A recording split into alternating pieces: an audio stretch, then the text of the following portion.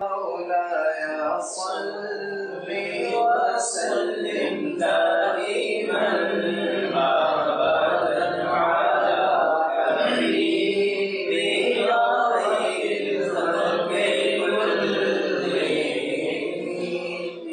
محمد سيد الكونين والثقلين محمد سيد الكونين والثقلين والبحرين من عرب ومن عجم مولاي صل وسلم دائما ابدا على حبيبك خير الخلق كلهم هو الحبيب الذي ترجى شفاعته والحبيب الذي ترجى شفاعته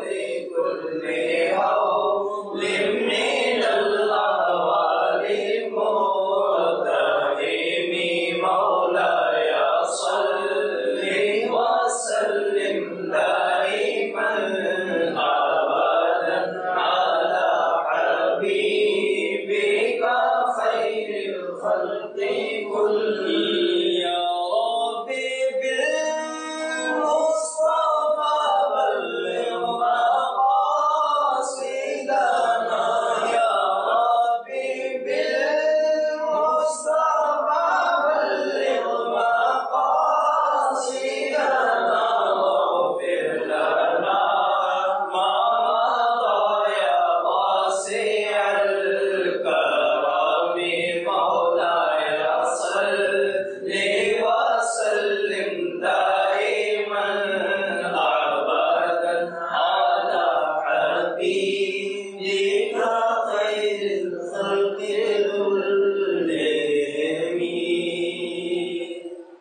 بسم الله الرحمن الرحيم نحمده ونصلي على رسوله الكريم اعوذ بالله من الشيطان الرجيم بسم الله الرحمن الرحيم اطیعوا الله واطیعوا الرسول صدق الله مولانا العلي العظيم وصدق رسوله النبي الامين الكريم ونحن على ذلك من الشاهدين والشاكرين والحمد لله رب العالمين. اللهم صل على سيدنا مولانا محمد وعلى آل سيدنا مولانا محمد وأصحاب سيدنا ومولانا محمد وبارك وسلم عليه. الصلاة والسلام عليك يا رسول الله، الصلاة والسلام عليك يا حبيب الله، الصلاة والسلام عليك يا نبي الله. مفتی شبیب احمد خان صاحب دعوت برکاتہ العالیہ، حافظ جمشید احمد ہاشمی، مولانا شفیق الرحمان، مولانا نذیر احمد چانی اور دیگر شرکائے مجلس، السلام علیکم ورحمۃ اللہ وبرکاتہ۔ اس سے پہلے کہ میں آج کی گزارشات آپ کے سامنے پیش کروں، کل بھی میں نے سوچا تھا کہ یہ قصیدہ بردہ کا جو یہ آپ کو شعر پڑھا ہے، یا رب بالمصطفیٰ بلغ مقاصدنا، یہ قصیدہ بردہ کا شعر نہیں ہے، علامہ بوصیری کا شعر نہیں ہے، بعد کے لوگوں نے اسی وزن پر بنا دیا، لیکن میرے حساب سے یہ صحیح نہیں ہے۔ اس کا ترجمہ یہ ہے، یا رب بالمصطفیٰ بلغ مقاصدنا، اے رب سیدنا محمد مصطفیٰ کے وسیلے سے بلغ مقاصدنا، ہمارے مقاصد کو پہنچا دے، اب یا کچھ محذوف ماننا پڑے گا، کس کے پاس پہنچا دی، کس لیے پہنچا دی۔ اور کلام عرب میں فصیح وہ ہوتا ہے جس میں بغیر کسی لفظ کے مقدر اور محذوف معنی صحیح ہو جائے۔ تو میں اس شعر کو یوں پڑھتا ہوں اور یوں پڑھواتا ہوں، یا رب بالمصطفیٰ کمل مقاصدنا، اے رب مصطفیٰ علیہ تحیت والصلاح کے وسیلے سے کمل مقاصدنا، ہمارے مقاصد کو مکمل فرما دیں۔ تو آپ اس میں بلیغ کے بجائے کمل پڑھا دیں، اور اگر کوئی پوچھے تو اسے سمجھا دیں جس طرح میں سمجھا رہا ہوں کہ اول تو یہ قصیدہ برقع کا اپنا شعر نہیں ہے، بعد میں الہاقی ہے، اضافی ہے، اور پھر اس کا معنی صحیح کرنے کے لیے یوں کہنا پڑے گا، یا رب بالمصطفیٰ بلغ مقاصدنا الی التکمیل، اے رب مصطفیٰ علیہ تحیت والثناء کے وسیلے سے ہمارے مقاصد کو تکمیل تک پہنچا دیں۔ تو جب بغیر اس لفظ کے محذوف مانے ہوئے اس کا معنی بن سکتا ہے تو وہ معنی وہ پڑھے آپ، یا رب بالمصطفیٰ کمل مقاصدنا، اے رب مصطفیٰ علیہ تحیت والثناء کے وسیلے سے ہمارے مقاصد کو پورا کر دے، ہمارے مقاصد کو مکمل فرما دے۔ واغفر لنا ما مضی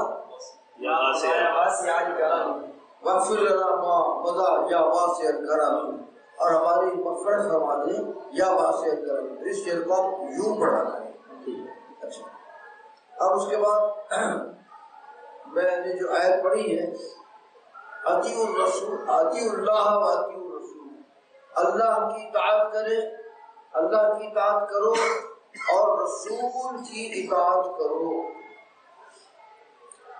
اور اسی طرح فرمایا، ما آتاکم الرسول فخذوہ وما نہاکم عنہ فانتہوا، رسول جو تمہیں دے وہ لے لو، جو احکام دے وہ لے لو، وما نہاکم عنہ فانتہوا، اور جس کام سے تم کو روکے اس سے رک جاؤ۔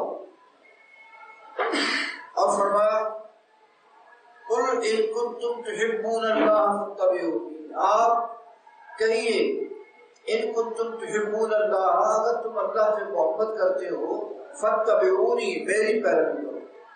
یوں نہیں فرمایا فاتبعوا القرآن، اللہ سے محبت کرتے ہو تو قرآن کی پیروی کرو، نہیں، فاتبعونی، میری پیروی کرو۔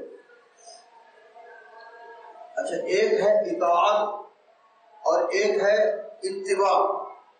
اطاعت کا معنی یہ ہے کہ جو کہا جائے وہ کرو، اور اتباع کا معنی یہ ہے جو کیا جائے وہ کرو۔ اللہ تعالیٰ کی اطاعت ہے، اتباع نہیں ہے۔ اللہ تعالیٰ کی اطاعت ہے، جو اللہ تعالیٰ حکم دے، جو فرمائے وہ کرو، اتباع نہیں ہے، یعنی جو اللہ کرتا ہے وہ کرو۔ تو بے نیاز ہے، وہ تو کئی لوگوں کو مار دیتا ہے، کئی کو بیمار کر دیتا ہے، کسی کو تندرست کر دیتا ہے، کسی کو خوشحال کر دیتا ہے، تو بے نیاز بات ہے۔ تو اللہ تعالیٰ نے اپنے لیے صرف اطاعت کا حکم دیا ہے، اطیعوا اللہ و اطیعوا الرسول، اللہ کی اطاعت کرو اور رسول کی اطاعت کرو۔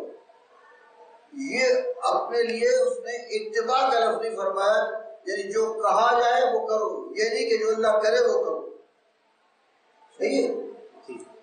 اور رسول اکرم صلی اللہ علیہ وسلم کے لیے فرمایا، ان کنتم تحبون اللہ فاتبعونی، اگر تم اللہ سے محبت کرتے ہو فاتبعونی، میری پیروی کرو، جو میں کہوں، اطیعوا الرسول بھی فرمایا، جو میں کہوں وہ بھی کرو، فاتبعونی، اور جو میں کروں وہ بھی کرو۔ تو اب رسول اللہ صلی اللہ علیہ وسلم جو کرے وہ کرو۔ اتباع کے معنی ہوتے ہیں کسی کے پیچھے پیچھے چلنا۔ تو رسول اللہ صلی اللہ علیہ وسلم جو کام کرے وہ کرو، اور جس طرح وہ کرے فرمایا صلو کما رأیتمونی تصلی، اس طرح نماز پڑھو جس طرح مجھے نماز پڑھتے ہوئے دیکھتے ہو۔ تو یہ اتباع ہے۔ اور فرمایا لقد کان لکم فی رسول اللہ اسوۃ حسنہ، رسول اللہ صلی اللہ علیہ وسلم کی زندگی میں تمہارے لیے حسین نمونہ ہے، بہترین نمونہ ہے۔ حضور کے نمونے کے مطابق عمل کرو، اس طرح آپ نے عمل کیا ہے اس طرح عمل کرو۔ اب یہ ہے کہ صحابہ کرام رضوان اللہ علیہ مجمعین نے تو نبوت کو چلتے پھرتے ہوئے دیکھا، چاند کو شق ہوتے ہوئے دیکھا، سورج کو پلٹتے ہوئے دیکھا، سرکار دو عالم صلی اللہ علیہ وسلم کی انگلیوں سے پانی کے چشمے جاری ہوتے ہوئے دیکھا۔ تو ان کو تو آپ کی نبوت پر پورا ایمان تھا، کامل یقین تھا، اور وہ نبی صلی اللہ علیہ وسلم کو جو عبادات کرتے ہوئے دیکھتے تھے اس کے مطابق کرتے تھے۔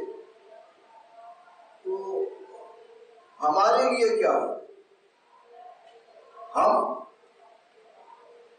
ہم نے تو حضور کو دیکھا نہیں، ہمارے سامنے تو حضور نے نماز پڑھی نہ، حضور صلی اللہ علیہ وسلم نے جہاد کیا، کچھ بھی تو نہیں کیا ہمارے سامنے۔ تو ہمارے لیے نمونہ کیسے ہوگا؟ اور اگر نہ ہو تو پھر اللہ تعالیٰ کی حجت بندوں پر ناتمام رہے گی۔ تو پھر اللہ تعالیٰ نے اس کا یہ انتظام کیا کہ رسول اللہ صلی اللہ علیہ وسلم کی احادیث کو محدثین کے ہاتھوں، ائمہ احادیث کے ہاتھوں جمع کرا دیا، اور رسول اللہ صلی اللہ علیہ وسلم کے وہ احکام جو صحابہ کرام نے براہ راست حضور کے دہنے اقدس سے سنے تھے، وہ سارے احکام محدثین کرام نے احادیث میں منضبط اور قلمبند کر دیے، ہم تک بیان پہنچا دیے۔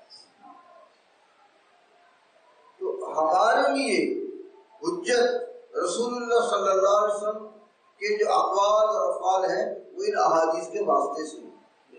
اگر ان احادیث کو ہم حجت نہ مانیں تو پھر رسول اللہ صلی اللہ علیہ وسلم کا ہمارے لیے کوئی نمونہ نہیں ہوگا، رسول اللہ صلی اللہ علیہ وسلم کے احکام پر عمل کرنے کے لیے ہمارے پاس کوئی دلیل نہیں ہوگی، اور اللہ تعالیٰ کی حجت بندوں پر ناتمام رہے گی۔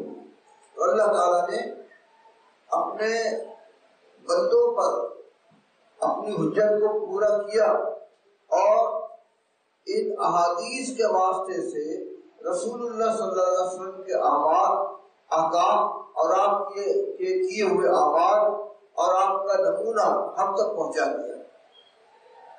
اب دیکھیے قرآن مجید میں ہے، سورہ جمعہ کی دوسری آیت ہے، وَالَّذِي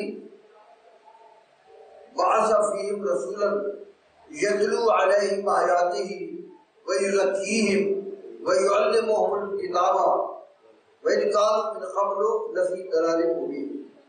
وہ ذات الذی بعث فیہم رسولا، جس نے ایک عظیم رسول بھیج دیا مکے والوں میں، یتلو علیہم آیاتہ، وہ رسول اہل مکہ پر قرآن مجید کی آیات تلاوت فرماتے ہیں، وَيُزَكِّيهِمْ، اور ان کے باطن کو صاف کرتے ہیں، وَيُعَلِّمُهُمُ الْكِتَابَ وَالْحِکْمَةَ، اور انہیں کتاب اور حکمت کی تعلیم دیتے ہیں۔ یہ تو اہل مکہ کے لیے ہوا، رسول اللہ صلی اللہ علیہ وسلم کے زمانے میں جو تھے ان کے لیے ہوا۔ بعد کے لوگوں کے لیے کیا ہوگا؟ اگر بعد کے لیے کچھ نہ ہو تو اللہ تعالیٰ کی حجت ناتمام رہے گی۔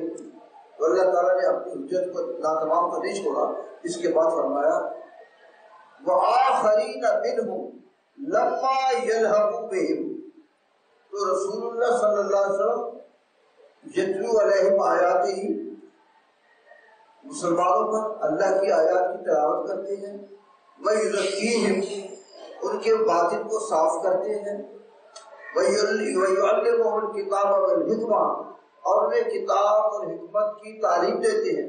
یہ تو آپ کے زمانے کے لوگوں کے لیے تھا، اور بعد کے لوگوں کے لیے وَآخَرِينَ مِنْهُمْ، اور بعد کے لوگوں کے لیے بھی آپ کتاب و حکمت کی تعلیم دیتے ہیں، بعد کے لوگوں کا بھی صفائی باطن کرتے ہیں، بعض کے لوگوں کے اوپر بھی اللہ تعالیٰ کی آیات کو تلاوت فرماتے ہیں، وآخرین منہم لما یلحقوا بہم، اور بعض کے لوگ جو ابھی تک نہیں آئے ہیں، ابھی تک نہیں ملے ہیں، ان پر بھی تلاوت کرتے ہیں۔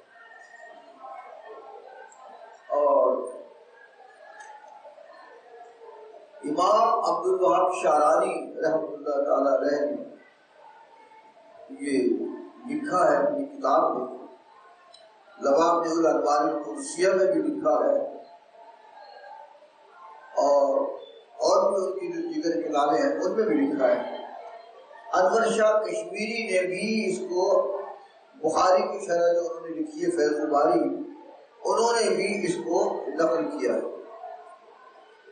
وہ یہ کہ امام عبد الوہاب شعرانی کہتے ہیں کہ میں نے 8 ساتھیوں کے ساتھ رسول اللہ صلی اللہ علیہ وسلم سے بیداری میں جاگتے ہوئے صحیح بخاری پڑھی۔ ان 8 ساتھیوں میں سے 7 شافعی تھے اور 1 حنفی تھا۔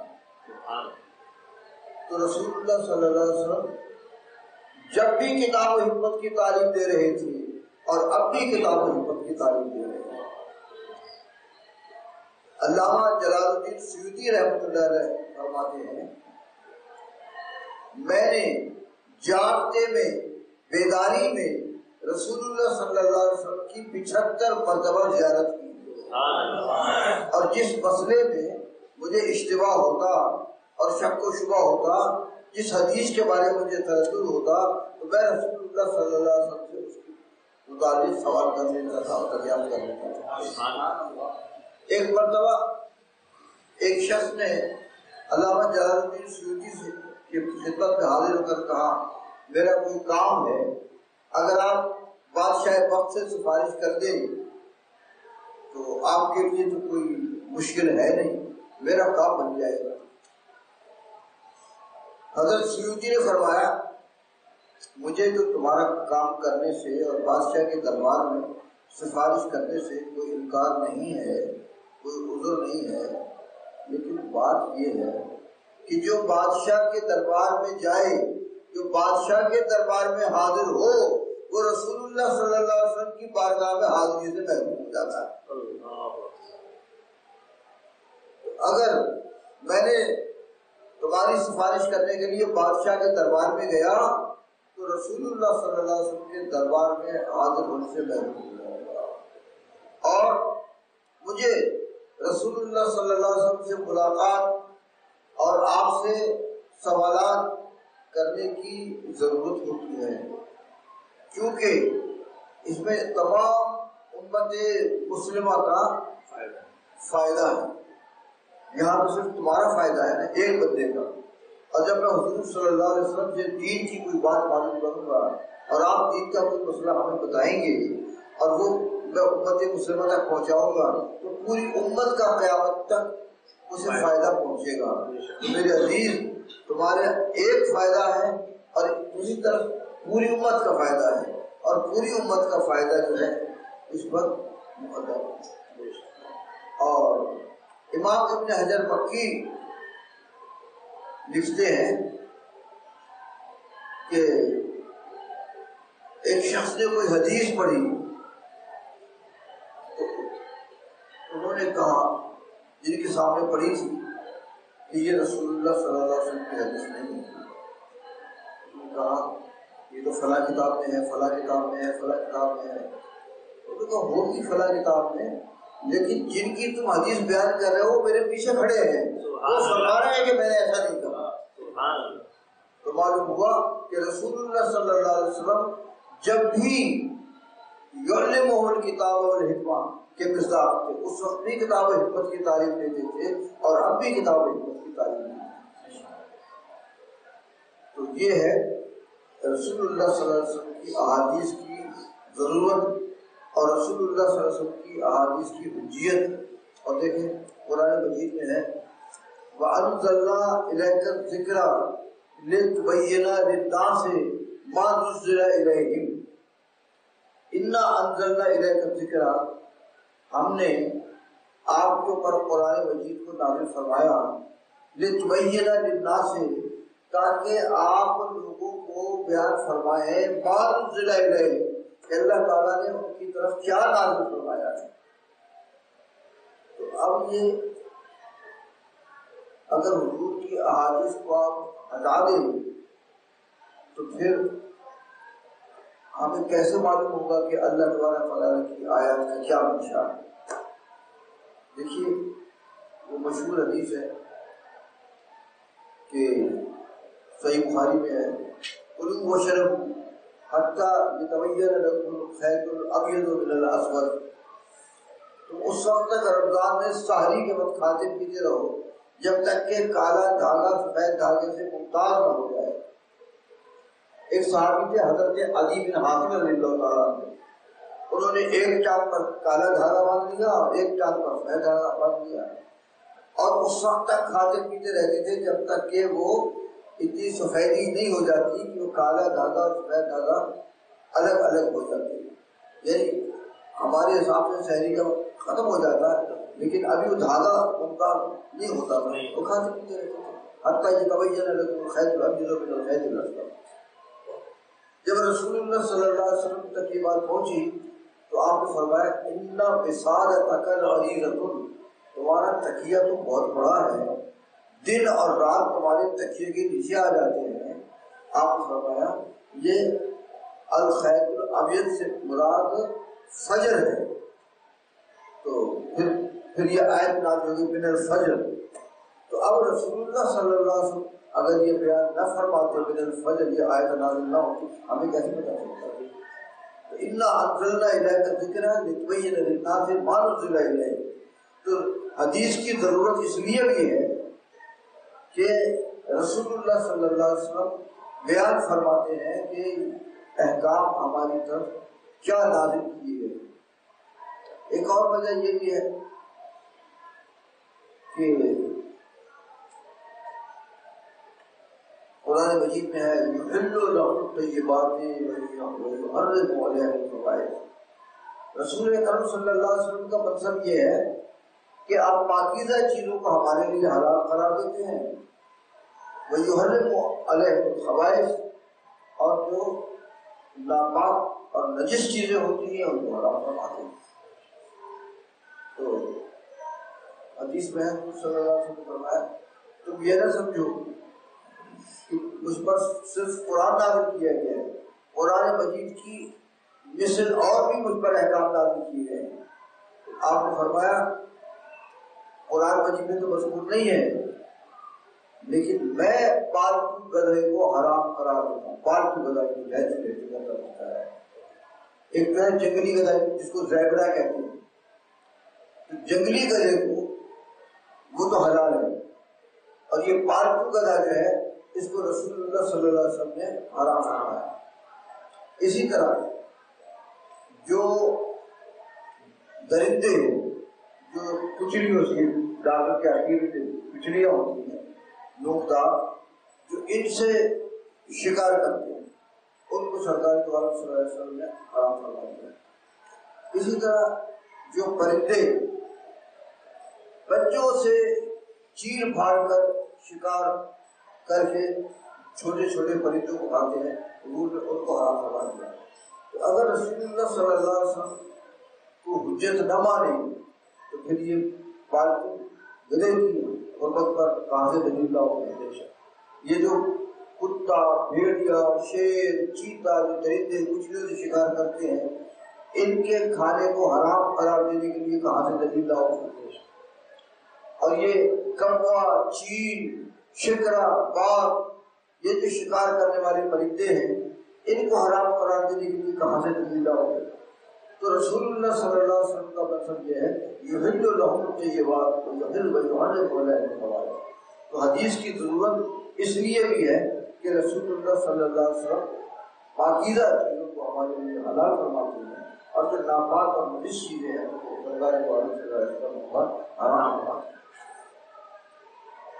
اچھا، ایک مشہور اعتراض یہ ہے منکرین حدیث کا، وہ کہتے ہیں کہ یہ امام بخاری کو 256 ہجری میں فوت ہوئے ہیں اور امام مالک 119 ہجری میں فوت ہوئے ہیں، امام ابو حنیفہ 150 ہجری میں فوت ہوئے ہیں، امام شافعی 204 ہجری میں فوت ہوئے ہیں، امام احمد بن حنبل 241 ہجری کے اندر فوت ہوئے ہیں۔ تو یہ سارے محدثین جو 200 سال کے بعد فوت ہوئے، تو احادیث جو جمع کی گئی ہیں وہ تو 200 سال کے بعد جمع کی گئی ہے۔ اب 200 سال کے بعد جو احادیث جمع کی گئی، یہ کیا ضمانت ہے کہ یہ وہی احادیث ہے جو رسول اللہ صلی اللہ علیہ وسلم نے ارشاد فرمائی ہے؟ تو لہذا یہ احادیث جو آپ کے سامنے ہے، بخاری، مسلم، ترمذی، ابو داؤد، سنن نسائی، سنن ابن ماجہ وغیرہ، یہ کیسے حجت ہوئی؟ اس کا جواب سنیں۔ اس کا جواب یہ ہے کہ یہ کہنا غلط ہے کہ یہ احادیث 200 سال کے بعد جمع کی گئی۔ احادیث رسول اللہ صلی اللہ علیہ وسلم کے زمانے میں لکھی جاتی رہی۔ سنن ابو داؤد میں یہ حدیث ہے، حضرت عبداللہ بن عمر بن العاص رضی اللہ عنہما بیان کرتے ہیں کہ رسول اللہ صلی اللہ علیہ وسلم جو بات بھی فرماتے میں لکھ دیا کرتا تھا، آپ کا ہر ارشاد لکھ دیتا تھا۔ تو مجھے بعض دوستوں نے کہا تم رسول اللہ صلی اللہ علیہ وسلم کی فرمائی میں ہر بات لکھ دیتے ہو، حضور کبھی خوش ہوتے ہیں، کبھی ناخوش ہوتے ہیں، کبھی آپ زندگی فرماتے ہیں، کبھی مذاق کی کوئی بات کہتے ہیں۔ دل لگی اور مذاق کی کا آپ کو دو تین مثالیں بتا دیں۔ ایک شخص نے حضور صلی اللہ علیہ وسلم سے اونٹ مانگا، مجھے اونٹ دے دی، میں اونٹ پر سواری کرنا چاہتا ہوں۔ آپ نے فرمایا میں تمہیں اونٹ کا بچہ دوں گا۔ یا رسول اللہ مجھے گرا دے گا اونٹ کا بچہ، کیسے سواری کروں گا؟ آپ نے فرمایا میاں ہر اونٹ کسی نہ کسی اونٹ کا بچہ ہی ہوتا ہے۔ بے شک حضور نے زندگی فرما دی، لیکن زندگی میں بھی آپ نے حق بات فرمائی۔ اسی طرح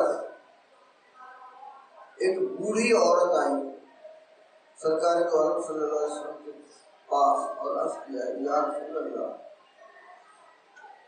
آپ دعا کیجیے اللہ تعالیٰ مجھے اہل جنت میں سے کر دے، مجھے جنتی بنا دے۔ آپ نے فرمایا کوئی بوڑھی جنت میں نہیں جائے گی، ضرور نہیں، جب آپ نے فرما دیا ہے نہیں جا سکتی۔ تمہارے منہ سے جو بات نکلی وہ کہ نہیں، جو دل کو کہہ دیا شب تو رات ہو گئی۔ اب وہ تو سمجھیے کہ ختم ہو گیا۔ تو رسول اللہ صلی اللہ علیہ وسلم نے فرمایا دیکھو میں نے کہا ہے کہ کوئی بوڑھی نہیں جائے گی، تم جنت میں جاؤ گی مگر بوڑھی ہو کر نہیں، جوان ہو کر جاؤ گی۔ تو رسول اللہ صلی اللہ علیہ وسلم مزہ ہم فرماتے تھے کہ اس میں بھی دین کا مسئلہ بتانا ہے، تو آپ کے منہ سے جو بات نکلتی تھی وہ حق ہوتی تھی، صدق ہوتی تھی۔ تو لوگوں نے کہا کہ اے عبداللہ بن عمر بن عاص تم رسول اللہ صلی اللہ علیہ وسلم کی فرمائی ہوئی ہر بات کو لکھ لیتے ہیں، کبھی آپ خوش ہوتے ہیں، کبھی ناخوش ہوتے ہیں، کبھی مذاق فرماتے ہیں، تو ہر بات نہ لکھا کرتے ہیں، جو آپ سنجیدگی سے کوئی حکم دے تو وہ لکھ دیا۔ حضرت عبداللہ بن عمر عاص رضی اللہ تعالیٰ عنہما نے رسول اللہ صلی اللہ علیہ وسلم سے یہ بات عرض کی، تو آپ نے فرمایا اکتب، تم لکھتے رہو، فوالذی نفسی بیدہ، اس ذات کی قسم کہ محمد کی جان جس کے ہاتھوں میں ہے، اس منہ سے حق کے سوا کوئی بات نہیں نکلے، میں خوش ہوں، ناخوش ہوں، راضی ہوں، ناراض ہوں، سنجیدگی سے بات کروں یا مذاق سے بات کروں، میں جو بات بھی کہتا ہوں وہ حق ہے۔ تو آپ تم لکھتے رہو۔ تو معلوم ہوا کہ احادیث تو رسول اللہ صلی اللہ علیہ وسلم کے زمانے سے ان کے لکھنے کی ابتدا ہوئی، اس سنن ابو داؤد میں۔ اسی طرح رسول اللہ صلی اللہ علیہ وسلم نے حجۃ الوداع کا جب خطبہ دیا تو ایک شخص نے کہا، اس کا نام ابو شاہ تھا، یا رسول اللہ میرے لیے یہ خطبہ لکھ دیجیے۔ آپ نے فرمایا اکتبوا لأبی شاہ، یہ خطبہ ابو شاہ کے لیے لکھ دو۔ یہ بخاری میں حدیث پڑھیں گے انشاءاللہ، آپ قریب پڑھیں گے۔ تو معلوم ہوا حضور کے زمانے میں آپ نے عبداللہ بن عمرو بن عاص کو لکھا کرو، اور اس کے لیے ابو شاہ کے لیے آپ نے حدیث لکھنے کا حکم ہو گیا۔ اور حافظ نور الدین الحیثمی المتوفی سال ہجری نے اپنی کتاب مجموع الزوائد میں حضرت عبداللہ بن عمرو بن عاص سے یہ حدیث روایت کی ہے کہ جب یہ حدیث پڑھی گئی، من کذب علی متعمدا فلیتبوأ مقعدہ من النار، جس نے مجھ پر جھوٹ باندھا فلیتبوأ مقعدہ من النار، وہ اپنے بیٹھنے کی جگہ دوزخ میں بنا لے۔ تو یہاں ضمن میں حدیث پوری کروں گا، بات کہہ رہا ہوں۔ ایک اور حدیث میں ہے من قال لم اقل، جس نے وہ بات کہی جو میں نے نہیں کہی ہے، فلیتبوأ مقعدہ من النار، تو وہ اپنے بیٹھنے کی جگہ دوزخ میں بنا لے۔ تو صحابہ، علم حدیث، راویان حدیث بہت احتیاط کرتے تھے کہ حدیث میں کوئی سرے غلطی نہ ہو جائے۔ مثلا جس میں ایک مثال کر رہا ہوں، اس میں ہے حدیث میں ہے انما الاعمال بالنیات، یہ الفاظ حضور نے یہ فرمایا انما الاعمال بالنیات۔ اب اگر کوئی پڑھ دے انما الاعمال بالنیات، یہ تو حضور نے نہیں فرمایا، یہ اس کا مصداق ہو جائے گا من قال لم اقل، جس نے ایسی بات کہی جو میں نے نہیں کہی ہے، فلیتبوأ مقعدہ من النار، تو وہ اپنے بیٹھنے کی جگہ دوزخ میں بنا دے۔ تو آپ حضرات جو طلبہ کرام ہیں، رات کو اچھی طرح مطالعہ کریں اور وہی عبارت پڑھیں جو صحیح ہو، کیونکہ اگر آپ نے غلط عبارت پڑھی تو پھر آپ نے وہ بات کہیں گے آپ نے رسول اللہ صلی اللہ علیہ وسلم نہیں فرمایا۔ اور اس میں یہ خطرہ ہے من قال لم اقل فلیتبوأ مقعدہ من النار، یہ حدیث آئے گی بخاری میں۔ تو اس لیے حدیث کا رات مطالعہ کریں۔ اب میں رات کو یہاں پر آیا کلاس میں تو معلوم ہوا کہ سب لڑکے اجتماعی طور پر با جماعت چائے پینے کے لیے ہوٹل میں گئے تھے۔ تو مجھے افسوس ہوا کہ بھائی یہ تو مطالعہ کرنے کا وقت ہے، آپ لوگ با جماعت سب اکٹھے ہو کر گئے چائے پینے کے لیے، تو برائے کرم ایسا نہ کریں۔ مطالعے کے وقت آپ یہاں بیٹھ کر کی کتابیں آپ کو پاس موجود ہیں، مطالعہ کریں، حاشیہ کریں۔ آپ کی آسانی کے لیے میں نے نعمت الباری اور نعم الباری پوری 16 جلدیں یہاں پر رکھی ہیں، چابی ان کے پاس ہوتی ہے، آپ ان سے کتاب لے کر پڑھیں، مطالعہ کریں۔ لیکن شرط یہ ہے کہ یہی بیٹھ کر پڑھیں گے، آپ لے کر اپنے کمرے میں نہیں جائیں گے، اور مطالعہ کرنے کے بعد فارغ ہونے کے بعد کتاب کو وہیں رکھیں گے۔ تو یہ جو کتابیں رکھی گئی ہیں یہ یہاں پر پڑھنے کی، یہ میں نے اپنی جیب سے خریدی ہے، مدرسے نے نہیں دی، یہ مدرسے کی کتابیں، یہ جو آپ کے نام یہ مدرسے کی کتابیں، لیکن یہ جو اس الماری میں کتابیں رکھی ہیں وہ میں نے اپنی جیب سے خرچ کر کے آپ لوگوں کی آسانی کے لیے، آپ کے مطالعہ کے لیے یہاں پر رکھی ہیں۔ آپ اس کا مطالعہ کریں گے، پڑھیں گے، مجھے ثواب پہنچے گا۔ اگر آپ نہیں پڑھیں گے، مطالعہ نہیں کریں گے تو نہیں پہنچے گا، تو آپ مجھے ثواب سے محروم۔ میں یہ کرتا ہوں کہ صحیح بخاری میں یہ حدیث ہے کہ جب حضرت عمر رضی اللہ تعالیٰ عنہ نے تراویح مقرر فرمائی اور با جماعت تراویح صحابہ کرام پڑھنے لگے حضرت عمر نے فرمایا نعمت البدعۃ هذه، یہ اچھی بدعت ہے جو تم تراویح پڑھ رہے ہو، لیکن تم جو یہ باجماعت تراویح پڑھتے ہو، قرآن پڑھتے ہو، قرآن سنتے ہو، یہ بھی اچھا کام ہے، لیکن اس سے بہتر یہ ہے کہ تم تہجد میں اٹھ کر آدھی رات کو نماز پڑھا کرو۔ تو تراویح پڑھانے سے افضل یہ ہے کہ آدمی رات کو اٹھ کر تہجد کی نماز پڑھے۔ یہ حضرت عمر نے ہمارے لیے جیسے لوگوں کے لیے آسانی فرما دی۔ اب 20 رکعت تراویح تو میں پڑھ نہیں سکتا، میں بتا دیا تو میں کبھی رکوع کی تو میں کبھی نہیں سکتا، تو اللہ تعالیٰ مجھے ہمت دیتا ہے، توفیق دیتا ہے، میں رات کو اٹھ کر تہجد کی نماز پڑھتا ہوں، اور مجھے یہ اطمینان اور تسلی ہو جاتی ہے کہ تراویح تو میں نہیں پڑھ سکا لیکن میں تہجد پڑھ لیتا ہوں۔ جو فرمایا نا کہ بھائی تم جو تراویح پڑھ رہے ہو اس سے افضل یہ ہے وہ نمازیں جو جس وقت سوئے رہتے ہیں تہجد پڑھاتا ہوں، تو یہ اللہ تعالیٰ کرم ہے، مجھ سے تہجد پڑھوا لیتا ہے۔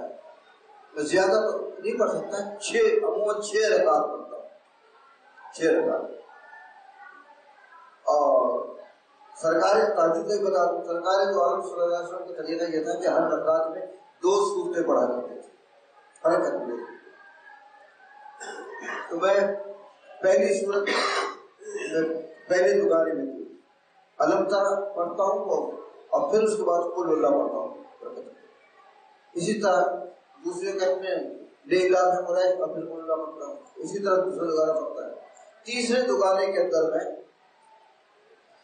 علم شریف پڑھنے کے بعد پہلی رکعت میں سورہ رحمان کے 2 رکوع پڑھتا ہوں اور دوسری رکعت میں سورہ رحمان کا 3 رکوع پڑھتا ہوں اور پھر اس کے بعد اللہ پڑھتا ہوں۔ تو یہ اللہ تعالیٰ کا کرم ہے، مجھ جیسے بیمار داغر کمزور آدمی سے اللہ تعالیٰ کی نماز پڑھوا دیتا ہے۔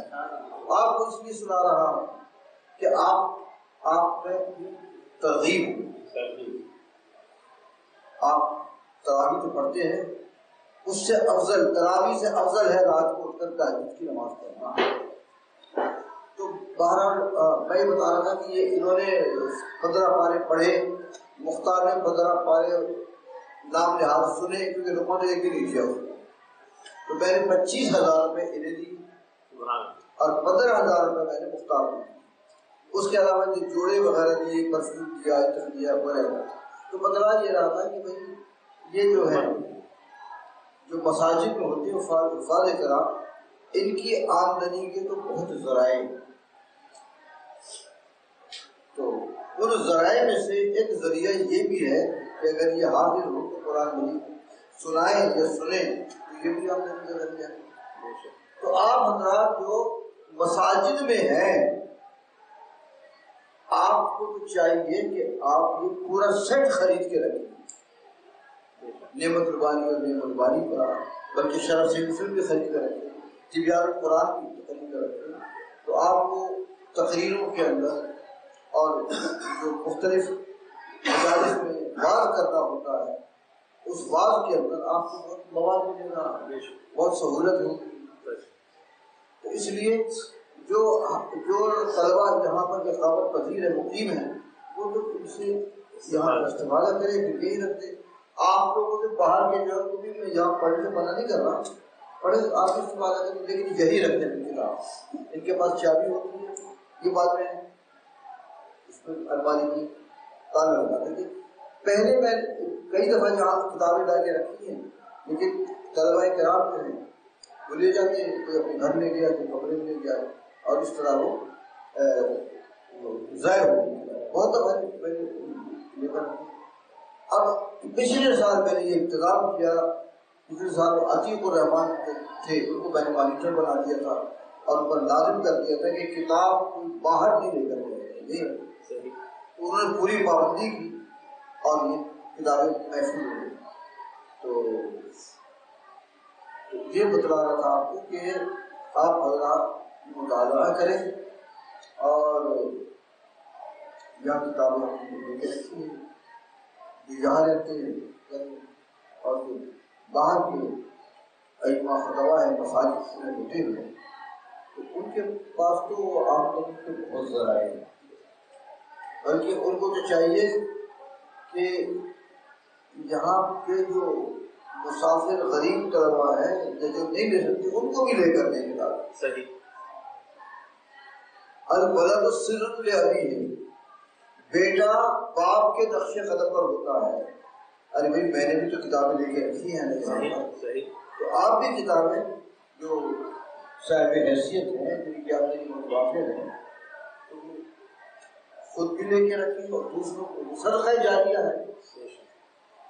مرنے کے بعد ہر عمل منقطع ہو جاتا ہے. جتنا زندگی میں عمل کیا وہ لکھا گیا، بعد میں نہیں ہوگا. لیکن رسول اللہ صلی اللہ علیہ وسلم نے فرمایا 3 عمل ایسے ہیں جو بندے کے مرنے کے بعد بھی لکھے جاتے ہیں. ایک تو فرمایا صدقۃ جاریہ، صدقہ جاریہ. آدمی مر جاتا ہے، کنواں کھود دیا اس نے، جب تک اس کنویں سے پانی پیا جاتا رہے گا اس کے نامہ اعمال میں صدقے کا ثواب لکھا جاتا رہے گا. اس نے کوئی مسجد بنا دی وہ تو مر گیا، لیکن جب تک مسجد میں نماز پڑھی جاتی رہے گی لوگ سجدے کرتے رہیں گے اس کا ثواب اس کے نامہ اعمال میں قیامت تک لکھا جاتا ہے.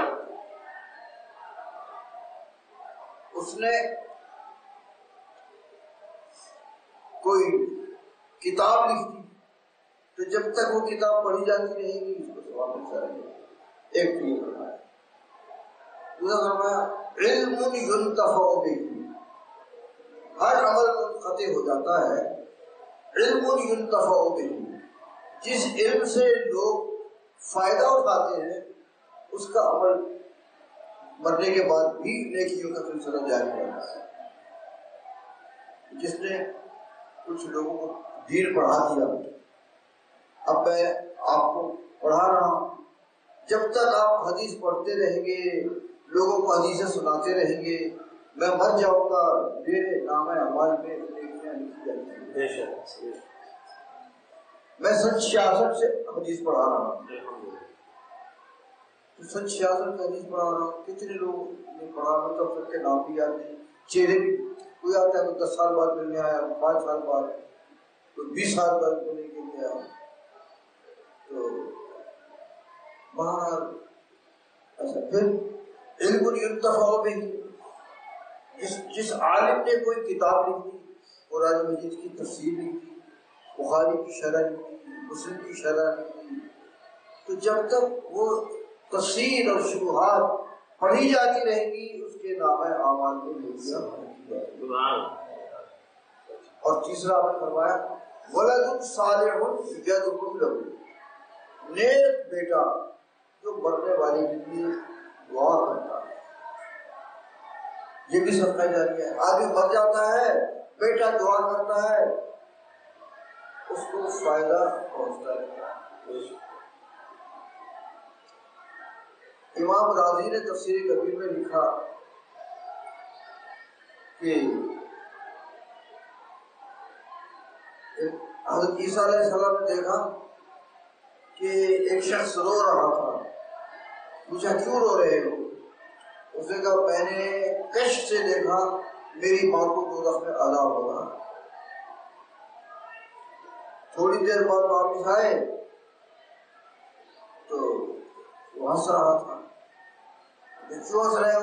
کہ اب میری ماں جنت میں ٹہل رہی ہے. تو بیٹا دعا کرے اپنی ماں کے لیے تو ماں جو ہے ماں کو ثواب پہنچتا ہے. اور قاسم نانوتوی نے تحذیر الناس میں لکھا کہ حدیث میں ہے جس نے 1,00,000 مرتبہ لا الہ الا اللہ پڑھا اس کی مغفرت کر دی جاتی ہے. اور اس نے اس 1,00,000 مرتبہ پڑھے ہوئے کلمے کا ثواب جس کو پہنچا دیا اس کی بھی مغفرت ہو جاتی ہے. حضرت جنید بغدادی فرماتے ہیں کہ مجلس میں ایک نوجوان کشف کے اندر مشغول تھا جس کو کشف ہوتا ہے. وہ رو رہا. میں نے اس سے پوچھا کیوں رو رہے ہو؟ اس نے کہا میں نے کشف سے دیکھا میری ماں کو دوزخ میں عذاب ہو رہا ہے. تو حضرت جنید بغدادی نے جو 1,70,000 70,000 مرتبہ کلمہ شریف پڑھا ہوا نا، لا الہ الا اللہ 70,000 مرتبہ، اس کا ثواب اس کی ماں کو بخش۔ اب کیا دیکھتے ہیں ان کو، نوجوان دیکھتا ہے ان کو ہنس رہا تھا، مجھے کیوں ہنس رہے ہو؟ کہ اب میں اپنی ماں کو جنت میں ٹہلتا ہوا دیکھ رہا ہوں۔ تو جنید بغدادی نے کہا میں نے اس حدیث کی صحت کو اس نوجوان کے کشف سے جانا، اور نوجوان کے کشف سے، نوجوان کے کشف سے اس حدیث کی صحت کو جانا، اور اس حدیث سے میں نے اس نوجوان کے کشف کی صحت کو جانا۔ سبحان اللہ۔ اور یہ قاسم نانوتوی نے لکھا ہے تعظیم الناس کے اندر۔ تو اللہ تعالیٰ نے یوں تو کہا قل رب ارحمہما کما ربیانی صغیرا، تم دعا کرو رب ارحمہما، اے باریگاہ میرے ماں باپ کے اوپر رحم فرما، کما ربیانی صغیرا، جیسے انہوں نے بچپن میں میری پرورش کی۔ ہر نماز میں آپ دعا کرتے ہیں رب اجعلنی مقیم الصلاۃ ومن ذریتی ربنا وتقبل الدعاء، اور ربنا اغفر لی ولوالدی، اے رب میری مغفرت فرما، میرے والدیہ میرے ماں باپ کی مغفرت فرما۔ تو اللہ تعالیٰ نے یہ نماز میں بھی دعا یہ رکھ دی ہے کہ کوئی ہو سکتا ہے کوئی بدنصیب دعا نہ کرے اپنے ماں باپ کے لیے، تو نماز تو پڑھے گا نا، یہ نماز پڑھے گا تو خواہی نخواہی اس کے منہ سے نکلے گا ربنا اغفر لی ولوالدی وللمؤمنین یوم یقوم الحساب۔ تو بھائی تمہارا بیٹا تمہارے لیے دعا کرے گا، تمہارا بھلا ہوگا، تمہاری مغفرت ہوگی، لیکن تبھی تو ہوگا نا جب اپنے بیٹے کو نماز پڑھنا سکھاؤ۔ اگر اپنے بیٹے کو تم نے نماز پڑھنا نہیں سکھایا، آنکھ کھولتی بیٹے نے ڈی وی ڈی پر فلمیں دیکھی، آنکھ کھولتے ہی وی سی آر پر فلمیں دیکھی، آنکھ کھولتے ہی اس نے موبائل کے اندر فحش گانے سنے، تو جو سنے گا وہی